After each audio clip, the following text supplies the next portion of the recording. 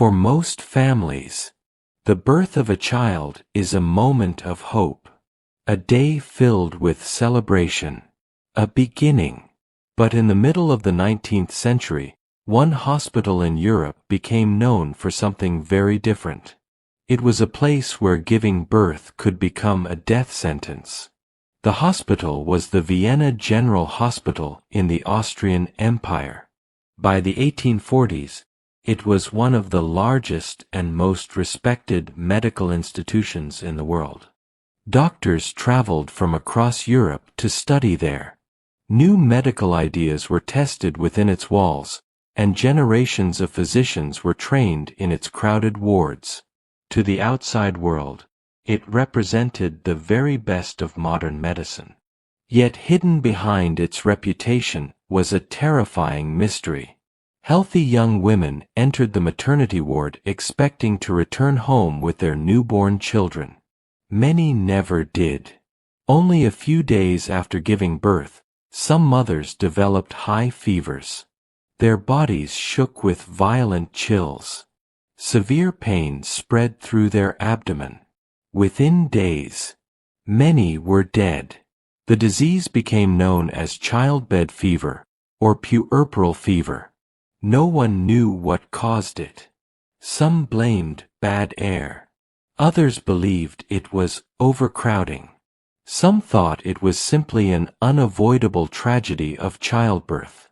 The deaths became so common that fear spread throughout Vienna. Pregnant women begged not to be admitted to certain hospital wards. Some chose to give birth in the streets rather than enter the hospital itself, believing they had a better chance of surviving outside its walls. As unbelievable as it sounds, in one maternity clinic, nearly 1 out of every 10 mothers died after childbirth. During the worst months, the death rate climbed even higher. Doctors watched helplessly. Priests walked the corridors so often to perform last rites that patients came to associate the sound of their footsteps with death itself. 4 years. No one could explain why this was happening. Then, in 1846, a young Hungarian doctor named Ignaz Semmelweis arrived at Vienna General Hospital. He was only 28 years old. He had no famous discoveries. No great reputation. No reason to believe he would change the course of medical history.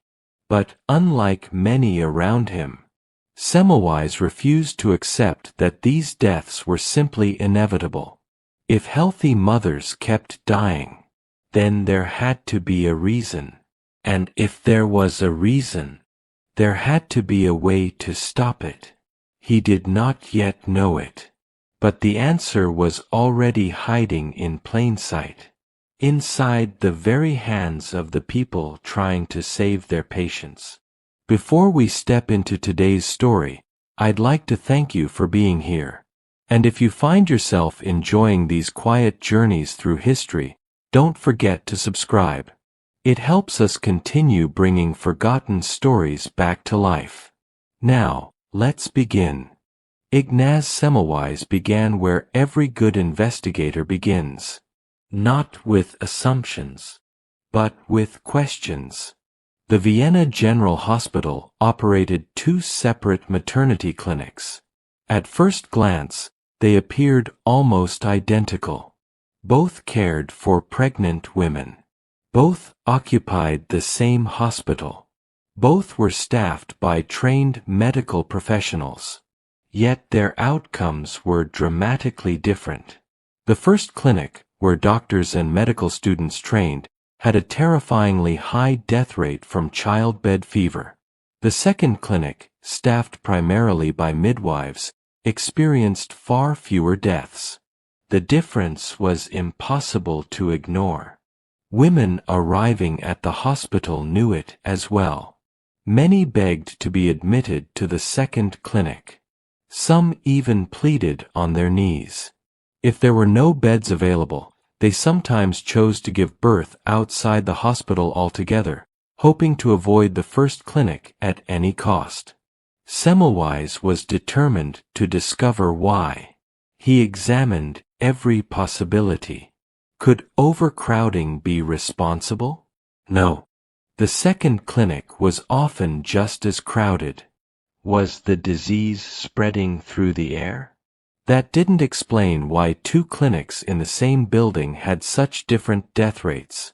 Perhaps the mothers were being treated differently. He carefully observed the childbirth procedures. Again, no answer. Even the position in which women gave birth was investigated.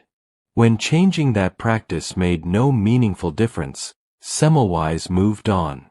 One by one, every popular explanation collapsed under the evidence. Then, in 1847, tragedy struck close to home. A close friend and colleague, Professor Jacob Kolechka, accidentally cut his finger during an autopsy. At first, the injury seemed minor. But within days, he developed a severe fever. His condition worsened rapidly. Soon afterward, he died. As Semmelweis read the report describing his friend's illness, something stopped him cold. The symptoms matched those of the mothers dying from childbed fever. The fever, the inflammation, the rapid decline. It was almost identical. Suddenly, years of confusion began to make sense. Every morning, doctors and medical students performed autopsies on women who had died. Without washing their hands thoroughly, many walked directly into the maternity ward to examine women preparing to give birth. The midwives in the second clinic did not perform autopsies. Could that be the difference? It was a shocking possibility.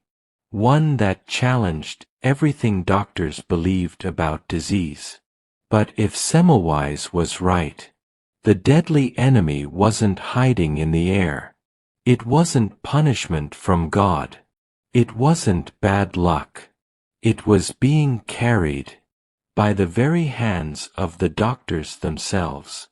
The idea was almost impossible to believe. Could doctors, the very people dedicated to saving lives, be unknowingly causing the deaths of their own patients?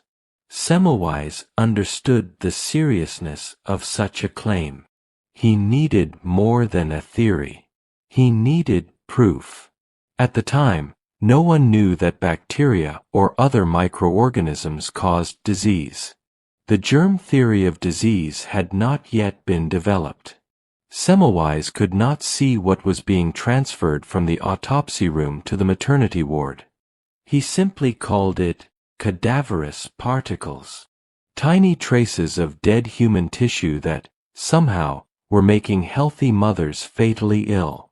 If those particles were the cause, then removing them should stop the disease. In May 1847, Semmelweis introduced a new rule in the first maternity clinic. Every doctor and medical student had to wash their hands with a solution of chlorinated lime before examining any patient. He chose chlorinated lime because it removed the lingering smell left behind by autopsies more effectively than ordinary soap and water. The reaction was immediate. Some doctors complained. The washing was unpleasant. It took extra time. Many believed it was unnecessary. But Semmelweis insisted. Every pair of hands. Every examination. No exceptions. Then the numbers began to arrive. Month after month, the death rate fell. Not slightly. Dramatically. Before handwashing, nearly 1 in 10 mothers had died from childbed fever. Within months of introducing the new procedure, the mortality rate dropped to around 1%, at times becoming even lower than that of the second clinic. The results were astonishing. For the first time in years, mothers who entered the ward had an overwhelming chance of leaving alive with their newborn children. The mystery that had haunted Vienna General Hospital appeared to be solved. Semmelweis had achieved what countless physicians had failed to do. He had discovered a simple practice capable of saving thousands of lives. One might expect such evidence to spread rapidly across Europe. One might imagine doctors celebrating the breakthrough. Instead, many refused to believe it, because accepting Semmelweis' discovery required admitting something almost unthinkable, that for years, they themselves had unknowingly carried death from one patient to another. The evidence was undeniable. Deaths had plummeted. Mothers who would almost certainly have died were now surviving. By every measure, Semmelweis' hand-washing policy was working. But instead of being celebrated, he was met with silence, then skepticism, and finally, open hostility. To modern eyes, the reaction seems almost impossible to understand. Why would anyone reject a discovery that was saving lives? The answer lay not in the evidence, but in human nature. Semmelweis was asking doctors to accept something deeply uncomfortable, that they, the educated, respected guardians of medicine, had unknowingly been responsible for the deaths of countless mothers. For many physicians, this was simply too painful to believe. Their entire professional identity rested on the idea that doctors healed the sick, not that they could become the source of disease. There was another problem. Semmelweis could demonstrate that hand-washing worked, but he could not explain why. He had no knowledge of bacteria, no microscope capable of revealing invisible microbes, no scientific theory that connected his observations into a complete explanation. To many of his colleagues, his conclusions seemed speculative. Some insisted that disease was caused by foul air. Others continued to defend older medical theories that had been accepted for generations. Rather than questioning those beliefs, they questioned Semmelweis. His personality only made matters worse. Deeply frustrated by the deaths he believed were preventable, he became increasingly outspoken. He criticized fellow physicians for ignoring the evidence. In letters and public statements, he accused doctors who refused hand-washing of allowing mothers to die unnecessarily. His words were fueled by grief, but they also created enemies. Instead of persuading the medical community, his confrontational approach caused many colleagues to turn against him. Hospitals across Europe were slow to adopt his methods. Some abandoned them altogether. The number of unnecessary deaths continued to rise. Semmelweis had discovered one of the simplest and most effective medical practices in history. Yet the world refused to listen. His greatest victory had become his greatest burden. And as the years passed, the fight to save others would begin to destroy the man who had started it. As the years passed, Ignaz Semmelweis watched the tragedy continue. Hospital after hospital rejected his recommendations. Doctors continued moving from autopsy rooms to maternity wards with little or no hand-washing. And mothers continued to die. The knowledge that so many of those deaths could have been prevented weighed heavily on him. Friends and colleagues noticed the change. The once methodical physician grew increasingly frustrated. His lectures became more emotional. His letters more confrontational. In 1861, he published a detailed book presenting years of evidence supporting hand disinfection. He believed the data would finally convince the medical world. It did not. Reviews were often dismissive. Many physicians ignored the book altogether. Others attacked his conclusions rather than examine the evidence. Unable to understand why so many intelligent people refused to accept what seemed so obvious, Semmelweis became consumed by the fight. His health began to decline. Exactly what happened next remains the subject of historical debate. Some historians believe he suffered from a neurological illness. Others suggest severe stress, depression, or an early form of dementia. Whatever the cause, his behavior became increasingly erratic. In 1865, friends and family arranged for him to be taken to a psychiatric asylum in Vienna, believing he needed treatment. According to historical accounts, Semmelweis realized where he was being taken and tried to leave. The staff restrained him. During the struggle, he suffered injuries. Within days, one of the wounds became infected. The infection spread rapidly through his body. Just 2 weeks after entering the institution, Ignaz Semmelweis was dead.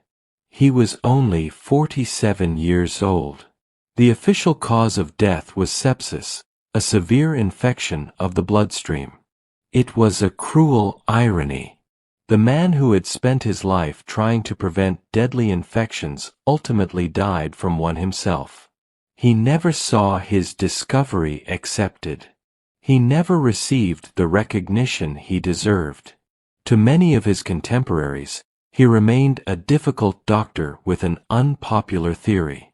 It seemed as though history had forgotten him. But history was about to change. Because only a few years after his death, scientists would uncover the invisible enemy that Semmelweis had spent his entire career trying to stop. Just a few years after Ignaz Semmelweis' death, science began to catch up with what he had already discovered through observation. In the 1860s and 1870s, the French chemist Louis Pasteur demonstrated that tiny microorganisms, far too small to be seen with the naked eye, could cause fermentation, spoil food, and spread disease. For the first time, the invisible world that Semmelweis had only suspected became visible. The mysterious, cadaverous particles he had spoken of now had an explanation. They were germs. Soon afterward, the British surgeon Joseph Lister applied Pasteur's discoveries to medicine. He introduced antiseptic techniques in surgery, using chemicals to kill harmful microbes before they could infect patients. The results were remarkable. Surgical deaths fell dramatically. Doctors across Europe slowly began accepting a truth that Semmelweis had recognized decades earlier. Clean hands saved lives. What had once been dismissed as an unnecessary inconvenience became one of the most important practices in modern medicine. Hospitals adopted strict hygiene standards. Doctors sterilized instruments. Nurses disinfected their hands. Operating rooms became cleaner than ever before. Today, hand hygiene is considered one of the simplest and most effective ways to prevent the spread of infection. It protects patients during childbirth. It reduces hospital-acquired illnesses. It saves lives in every corner of the world, every single day. By the time the medical community finally embraced these practices, Ignaz Semmelweis had been dead for years. He never witnessed his vindication. He never heard the apologies. He never saw his name become known as the savior of mothers. Yet his discovery transformed medicine forever. Millions of mothers survived childbirth because of principles he fought to defend. Countless patients recovered safely because doctors finally accepted what he had tried so desperately to teach. The man they had mocked had been right all along. And his story leaves us with one final question. How should we remember a man whose greatest triumph came only after his death? Ignaz Semmelweis never received the recognition he deserved during his lifetime. There were no grand celebrations, no prestigious awards, no standing ovations from the medical community. When he died in 1865, much of the world still viewed him as a stubborn doctor whose ideas had failed to convince his peers. Yet history tells a very different story. Today, every time a surgeon scrubs before an operation, every time a nurse sanitizes their hands before caring for a patient, every time a doctor washes away invisible microbes before entering a hospital room, the legacy of Ignaz Semmelweis lives on. His discovery was astonishingly simple. Not a revolutionary machine. Not an expensive medicine. Not a complicated operation. Just clean hands. A practice that takes less than a minute. Yet that simple act has prevented countless infections and saved millions of lives across generations. His story also reveals a timeless truth about human progress. New ideas are not always rejected because they are wrong. Sometimes they are rejected because they challenge long-held beliefs. Accepting Semmelweis' discovery required doctors to admit they had unknowingly harmed the very people they had sworn to protect. That was a painful truth. But history has shown that science advances only when evidence is allowed to speak louder than pride. Semmelweis reminds us that humility is not a weakness. It is one of the greatest strengths a scientist, or any human being, can possess. The willingness to question what we think we know, to change our minds when the evidence demands it, and to place truth above ego. The world eventually honored Ignaz Semmelweis. Medical schools, hospitals, universities, and monuments now bear his name. He is remembered as the Savior of Mothers, a title earned not through fame or power, but through an unwavering commitment to protecting human life. His greatest victory was never winning an argument. It was ensuring that generations of mothers would live to hold their children. Sometimes, the most powerful discoveries are also the simplest. And sometimes, the people who change the world are the ones the world refuses to believe. Ignaz Semmelweis did not live to see his ideas accepted. But every life saved through clean hands is a quiet reminder that truth does not depend on applause. It only waits to be recognized.